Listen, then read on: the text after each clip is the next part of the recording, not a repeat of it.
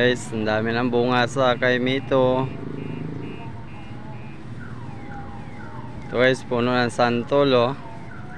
Marami na din bunga, nasa loob lang, hindi makikita sa labas. Dito po ako mag-tambayan guys tuwing off na po sa trabaho. Aakyat lang po ako dito, magpapahangin para makapag-relax.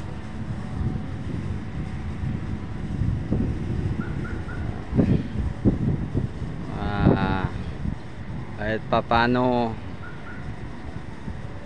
malabanan mo yung homesick mo.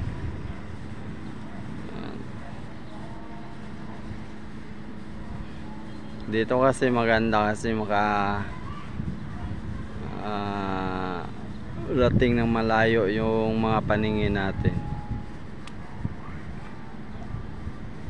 Makikita mo yung mga dahon na kulay green. Di tulad sa baba, mga pader lang makikita natin.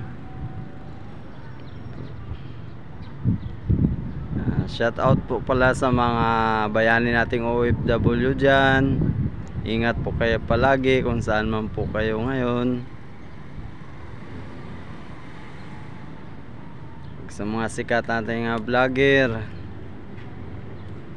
huwag po natin tulungan yung mga kabataan na gusto makapagtapos sa pag-aaral para hindi po masisira yung mga pangarap nila.